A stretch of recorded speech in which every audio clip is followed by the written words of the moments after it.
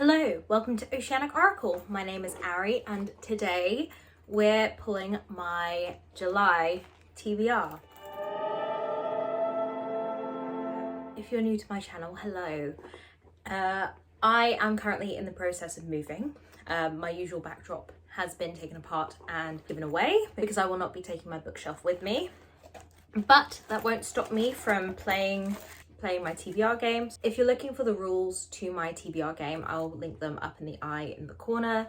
I'll link my TBR playlist. Check January's TBR if you're looking for the instructions.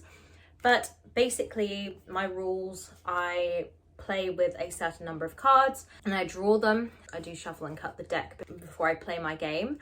And each of these cards has prompts on them. So this is one of my blue cards and you can see the prompt here, which is to read from your anticipated reading list. My goal for the next few months, I'm not going to put my reading goal extremely high because I don't have time anymore. The three things that I do on a daily basis: pack, eat, sleep, pack, eat, sleep. That's all I have time for. I have been trying to listen to audiobooks. Audiobooks have been a massive help, but obviously I don't have audiobooks for all the books that I want to read. It's a lot, but that's what happens when you move. So although I have recently been pulling 10 cards out of my deck, I will only be pulling 7 cards. And I was initially going to pull 5 cards, but I'm punishing myself because I haven't finished the last 2 books that I need to finish for June. I'm filming this on the 29th, so I'm going to be pulling 7 cards. Hopefully I'll be able to do that, and if not, I'll be adding more to my August TBR. I use these to help me choose which books I'm going to read because I can be quite indecisive and if I don't have any guidance. So I am going to go to my small black table, which will probably be there for the last time because I don't know if it's getting packed or if it's being given away. But yes, I'm going to go and do that and pull these. And let's get started on my July TBR. Hello and welcome to my table. So I have shuffled the cards I'm about to cut. So this is how my family usually ensures our cards are all sort of mixed together. So the first card for July on my TBR is translated fiction. Read a book classed as translated fiction. Okay. The first card that I've drawn is translated fiction. So I have, on my mum's suggestion, picked up this book on the Audible library. It's called Please Look After Mother. And this is about a woman who gets separated from her husband in a crowd on a Seoul subway. Her family begins a desperate search for her, yet as long-held secrets and private sorrows begin to reveal themselves, they are forced to wonder, did they really actually know the woman who they called mother? It seems really interesting because it's talking about a family dynamic, and this book has won a number of prizes. Well, I think it's the winner of the Man Asian Literary Prize. It's been translated from Korean to English and I look forward to seeing what it's about. My mum says it's good and I trust her recommendations. So let's see what I feel like. It's an audiobook because for now, audiobooks are getting me through my reading. Okay, card number 2 is Lightning Strikes Twice. Read a myth retelling. Oh, I can definitely do that. Okay, so the next card I picked up is Lightning Strikes Twice, read a myth retelling. Very easy for me. I am going to be rereading for the first time in years The Lost Hero by Rick Riordan. I am so excited. This book follows Leo, Piper and Jason, and this is a continuation. This is the next series in the Rick Riordan verse. I absolutely loved this book when it came out in 2010. I used to listen to it so much on audiobook and I'm looking forward to picking it up again. I'm looking forward to rereading it now as an adult as opposed to when I was 13 or 14, and we'll see what I think. I'm so excited. I love this cover. These covers are just, I find them so beautiful. And I can't wait to see what I think and my thoughts now as an adult might start me rereading the whole series, but we'll see if I have time to film a video on that. But for now, that's being added to my July TBR. Very exciting. Card number 3, what'll it be?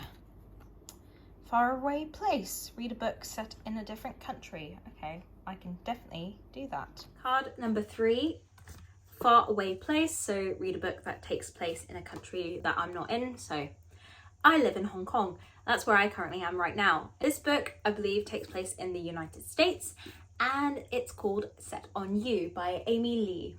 This is a very exciting new release that I have had my eye on. It follows Crystal Chen. She is biracial. She's also a plus size Fitstagrammer or Fitfluencer, I think. And this book is a gym romance, basically. So she bumps into this guy at the gym, and this guy starts stealing all the equipment that she wants to go on. Sounds quite fun. It's also been blurbed by one of my favourite authors, Ali Hazelwood, on the front, so it's the right dose of delicious steam. I love reading books with plus size main characters. I like the fact that it's sort of like, oh, I hate you at the gym, and then they slowly get to learn more about each other as the story goes on. Anyway, I also really like the fact that it takes place at the gym. So I look forward to reading it. Card number 4, LGBTQIA+ representation. So read a book by an LGBTQ+ author and or featuring an LGBTQ+ protagonist. Okay, can definitely do that. LGBTQIA+ representation. I have decided to pick up on my Kindle. I have decided to pick up Hani and Ishu's Guide to Fake Dating. This is a sapphic romance. I believe one of the main characters is lesbian and another is bi. I like fake dating as a trope. I think this came out last year as well. It's a YA contemporary. It's about a girl who comes out to her friends as bisexual, and her friends sort of invalidate her sexuality. She blurts out that she's in a relationship with the only other out girl in the school that her friends coincidentally hate. Is going to be interesting. I believe they have a mutual pact, you know, that the stuff that usually happens in fake dating. I look forward to picking that up, and we'll see if I like it. Card number 5 is anticipated read. Read any book from your anticipated reading list. Well, I definitely have something for that. So, anticipated read. Read a book that's on my anticipated reading list. I'm sure this will come as a surprise to no one, but the next book that I'm going to be picking up in July is Below Zero by Ali Hazelwood. This is the 3rd and final installment in the STEMinist novella series that Ali Hazelwood has been coming out with. I'm so excited. I love reading romance about women in STEM. This book follows Hannah, who is in the Arctic. She's working for NASA.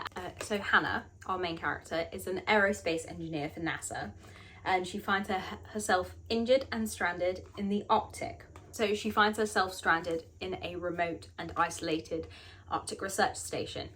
And the only person willing to undertake the hazardous journey and the hazardous rescue is her longtime rival.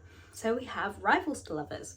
Ian has been many things to Hannah, the villain who tried to veto her expedition and ruin her career, and he's never been the hero before, so why is he risking everything to come and save her? Interesting. I look forward to reading this. I enjoy reading stuff about like women in STEM and all that sort of stuff, so very, very exciting. Hopefully it's good. Definitely going to be an anticipated read. I can't wait. Card number 6 is Guide Me. Read a book with a map in it. Okay, I'll have to see what I have. You've just seen me pick up Guide Me. This is a struggle because most of the fantasy books that I've kept don't actually have maps in. How that happened, I don't know. But lucky for me, one of the books that I've been wanting to read anyway is Dark Vineyard. And oh look, there's a map.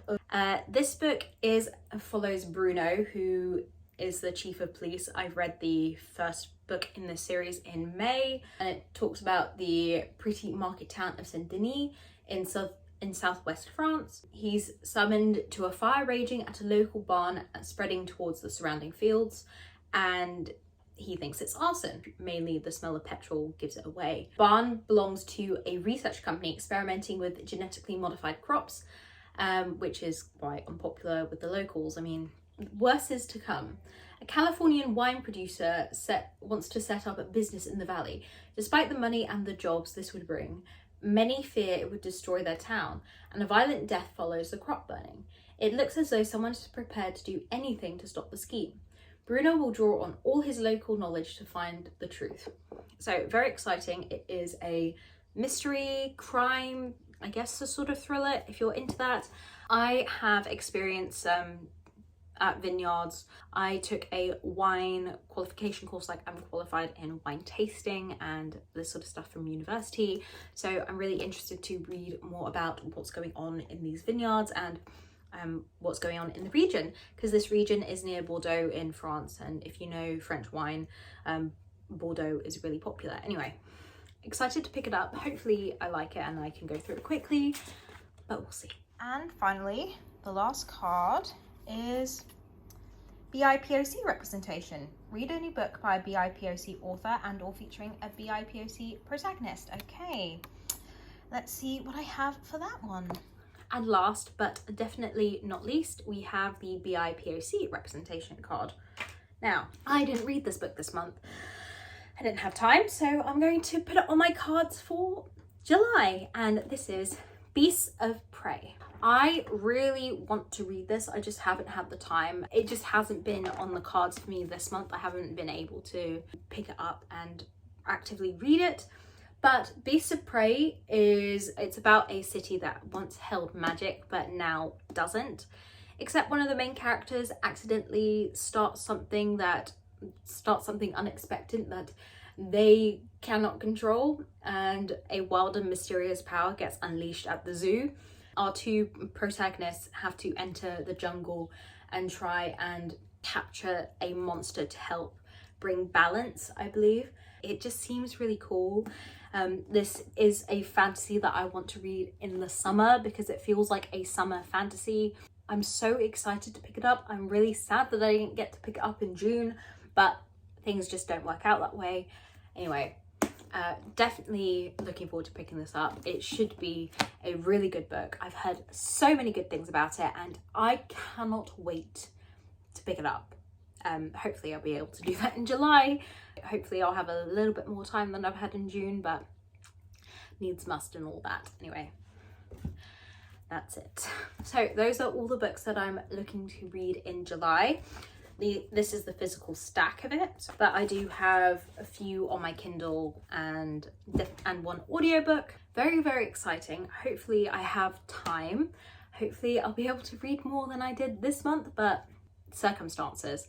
I hope you've enjoyed this video. If you did, please leave a like and subscribe if you want more bookish content. I hope you have a wonderful day or night, depending on when you're watching this.